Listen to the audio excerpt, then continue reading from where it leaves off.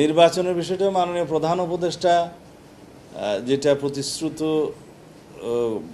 মাস আছে, প্রধান উপদেষ্টা কর্তৃক যেটা সম্মত সময় আছে, সেই সময়টা নির্বাচন কমিশনকে যথাযথ প্রক্রিয়ায় প্রধান উপদেষ্টা নিজে এবং তার অথবা তার কার্যালয় থেকে সেই বার্তাটা নির্বাচন কমিশনকে পৌঁছাতে হবে।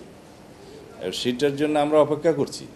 এটা উনি হয়তো এখন আপনারা শুনেন, আমরা শুনতে পাচ্ছি বা জানতে পারছি যে মাননীয় প্রধান উপদেষ্টা হয়তো খুব শিগগির, হয়তো 5 তারিখে বা তার আগে জাতির উদ্দেশ্যে ভাষণের মধ্য দিয়ে হয়তো, আমি এই জন্যই বলছি যেহেতু আমরা শিওর না, নির্বাচন অনুষ্ঠানের বিষয়ে যে প্রতিশ্রুত সময় লন্ডন বৈঠকে নির্ধারিত হয়েছে সেটা জাতিকে জানাবেন, নির্বাচন কমিশনকে জানাবেন। সেটা না জানানো পর্যন্ত অপেক্ষা করব।